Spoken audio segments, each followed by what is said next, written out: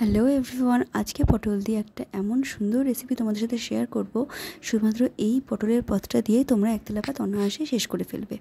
চলো রেসিপিটা শুরু করা যাক। প্রথমে দেখছি আমি এরকম আকারে পটলগুলো কেটে নিয়েছি, খোসা ছাড়াইনি, খোসা সমেতই ভালো করে কেটে ধুয়ে এটা আমি কড়াইতে সেদ্ধ দিয়েছি, বসিয়েছি একদম অল্প জল দিয়ে, যাতে সেদ্ধও হয়ে যায় আর জলটাও ওটাতেই পটলেই লেগে যায়, যেন এক্সট্রা জল আমাকে ফেলে দিতে না হয়। নুন দিয়ে সেদ্ধ করেছিলাম, দেখো ওটা সেদ্ধ হয়ে গেছে। নিচে যেটুকুনি জল আছে ওটা পটলটা টেনে নেবে। ঠান্ডা হলে আমি এই অবস্থাতেই গ্যাসটা অফ করে রেখে দিচ্ছি ঠান্ডা হওয়ার জন্য।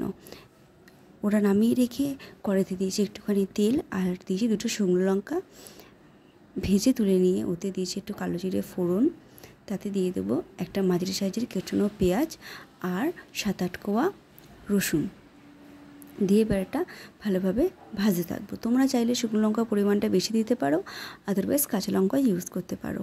চলো এবারটা ভেজে নিয়েছি, খুব বেশি ভাজবো না, লাইট ব্রাউন কালার হলেই গ্যাসটা আমি অফ করে দেবো। দেখো ওটা হয়ে গেছে, আমি গ্যাস অফ করে দিলাম। এটা ঠান্ডা হওয়ার জন্য অপেক্ষা করব। ঠান্ডা হয়ে গেছে, এবার শুকনো লঙ্কা, সেদ্ধ করা পটল আর ভেজে রাখা পেঁয়াজ রসুনটা দিয়ে একটা ভালোভাবে ফাইন পেস্ট বানিয়ে নেব, কোনো রকম জল ছাড়া।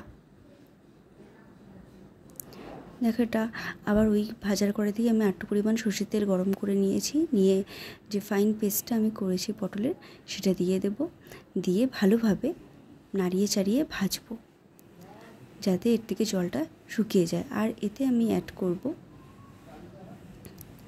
পরিমাণ মতো নুন আর হলুদ। নুনটা বুঝে দেবে, যেহেতু তখন সেদ্ধর সময় নুনটা দেওয়া হয়েছে, আমরা কিন্তু তখন কোনো জল ফেলিনি, পুরো জলটাই পটলটা শুষে নিয়েছিল, তো নুনটা সবাই অবশ্যই ভেবে দেবে।